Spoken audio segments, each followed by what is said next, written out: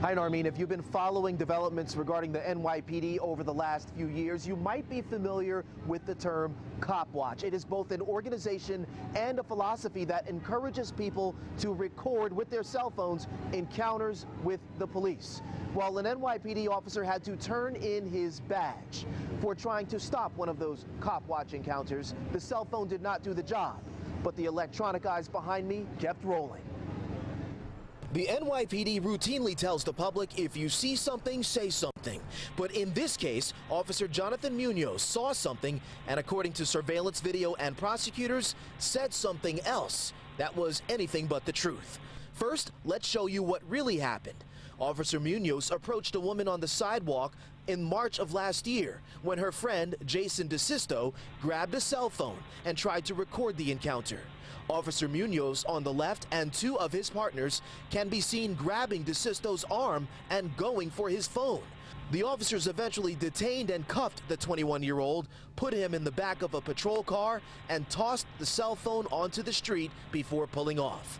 Now, let's move on to what Officer Munoz actually wrote in his report.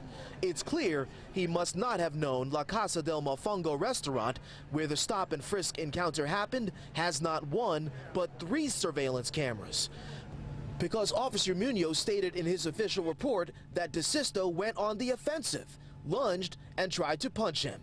DeSisto was even criminally charged with disorderly conduct and resisting arrest. Without the video in this case, that police statement would have been the only thing that the district attorney would have been able to rely on. Daniel Sanchez of the Justice Committee says Officer Munoz's false account is not uncommon. We hear from the community all the time, and we see these false arrests happening. And 9 times out of 10, it's the officer's word against the community member. For us, cop watching is what helps keep community members safe. Officer Munoz, seen in this photo sitting during a court appearance, faces criminal charges of making a punishable false written statement and official misconduct. Civil rights attorney David Rankin, who represents Jason DeSisto, tells Pix 11, quote, "We are heartened that the New York County District Attorney's Office chose to make an example out of Officer Munoz. The routine fabrications and misstatements by members of the NYPD has to stop, and we hope this indictment is a step in that direction." We've reached out to the NYPD for a response in this case. So far, we have not received one.